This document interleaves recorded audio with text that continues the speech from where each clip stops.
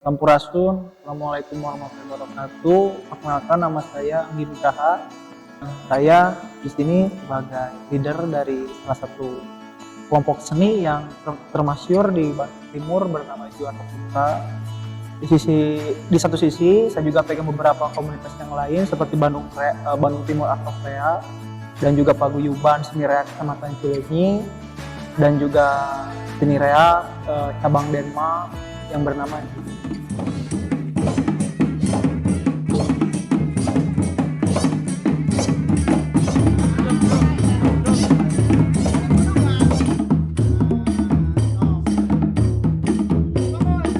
ya. Jadi sebetulnya kita tuh berdomisili di Kabupaten Bandung yang tepatnya di Kampung Ciguruik, desanya Cinunu, Kecamatan Cileunyi. Jadi sejarah Juwarta Putra itu bisa dibilang sangat panjang juga ya.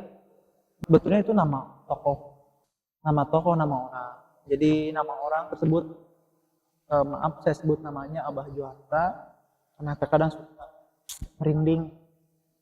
Beliau sebagai promotor dari seni reak yang ada di wilayah Bandung Timur, khususnya di Ujung Berung. Beliau mendirikan salah satu kelompok seni reaknya pada awal tahun 1935. Sebelum menjadi Juwarta Putra tuh dulu kelompok reaknya tuh bernama Warga Budaya. Namanya sangat indah ya, Warga Budaya. Jadi waktu beliau meninggal pada tahun 1976, Abah Juwarta ini meninggal pada tahun 1976 menurut sumber yang masih ada, saksi yang masih ada. Salah satu sepuh saya juga bernama Abah Kunang, dan kesaksian tersebut disahkan dan diiakan oleh para keturunan Abah Juwarta. Jadi pada tahun 1983 barulah diganti menjadi nama Juwarta Putra atas dasar satu, penghormatan terhadap Abah Juwartanya sebagai pupuhu atau sebagai orang yang masyhur. Karena yang kita tahu pada zaman tersebut, pada tahun 1930 ke belakang, zaman dimana rentan-rentannya aksi penjajahan gitu ya. Jadi mungkin beliau juga membuat satu seni reak ini sebetulnya tidak cuma-cuma, karena beliau tuh mempunyai spirit dan juga power gitu. Makanya mendirikan kelompok. Dan sampai sekarang Juwarta Putra masih eksis sampai 2024. Sekarang jadi kita udah berganti generasi dari 1, 2, 3, 4. Saya yang kelima dan 6, 7-nya udah ada. Ya. Gitu.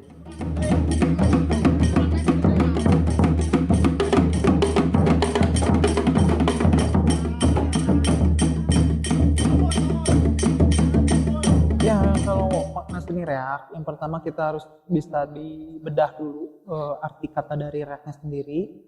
Jadi orang lain tuh berpikir kalau kita tuh sama dengan kesenian yang lain seperti bencang, kita tahu. Terus, oh itu bukan reak tapi reog ponorogo, tapi apa bedanya sih dari itu? Ya jelas beda, karena reak sendiri mempunyai makna di eret-eret, di reak.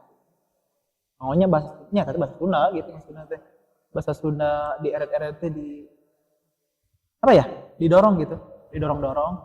Tapi di eak itu mungkin bahasa Indonesianya bersorak-sorai.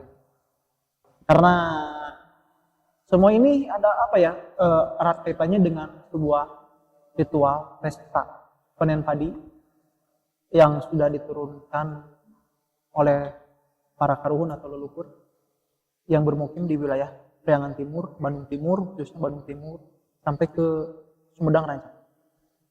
Habitnya jadi kalau setiap seren tahun ada pesta padi itu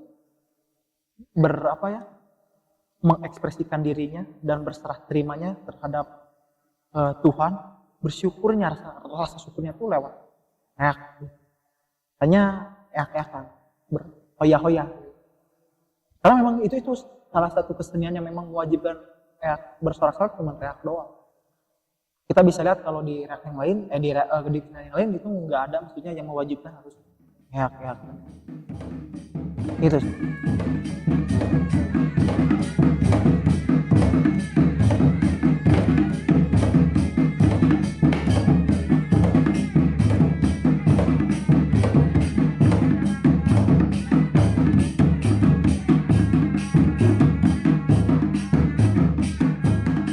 Yang jelas tantangannya yang pertama adalah kebudayaan kita sering dianggap menyimpang dari apalagi kita selalu bertuburkan dengan agama yang ditubur-tuburkan di adu-adu. Itu yang pertama. Yang kedua memang statement-statement orang ketika bilang erat kaitannya dengan sesajen, erat kaitannya dengan ritual, erat kaitannya dengan kesurupan, itu tidak pernah ada yang meluruskan hal itu. Kenapa harus ada sesajen? Kenapa harus ada hal ganjil kesurupan misalnya? Terus ada ritual gitu bakarnya.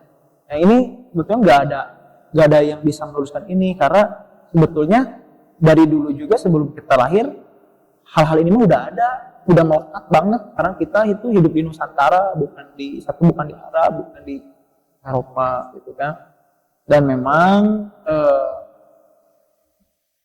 mengapa paradigma masyarakat menjadi salah? Saya yakin gitu ya, ketika kalian kecil dan teman-teman yang nonton juga waktu kecil mungkin udah sering lihat lah, maksudnya ketika di TV-TV sinetron ataupun di majalah-majalah gitu ya. Kita ambil contoh aja yang di TV sinetron ini adalah doktrin yang hidup sampai saat ini dan melekat di otak kita.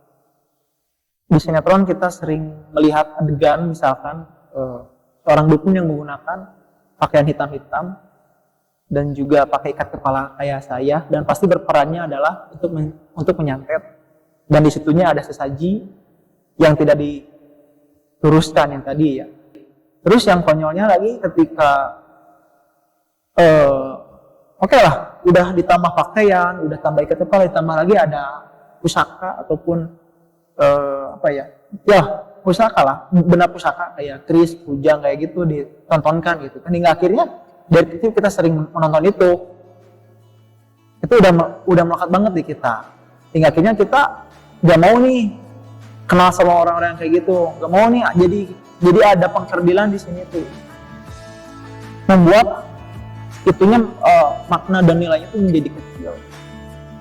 Tantangan berikutnya adalah ketika saya harus bisa merubah stigmanya ini dulu gitu, sebelum memang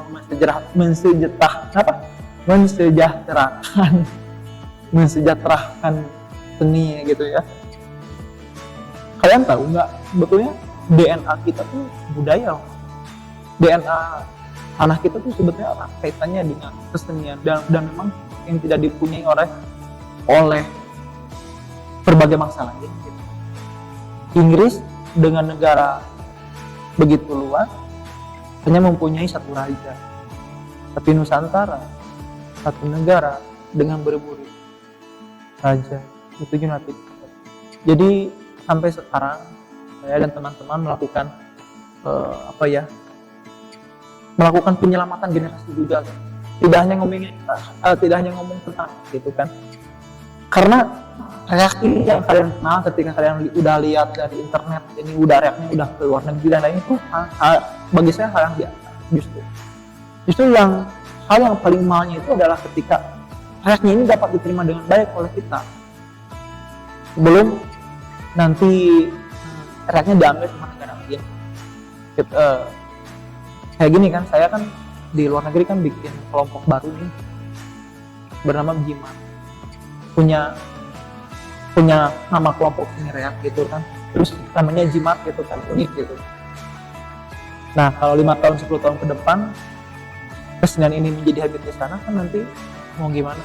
Makanya saya sampai sekarang tantangan yang paling besar itu adalah merubah stigma masyarakatnya terlebih dahulu gitu.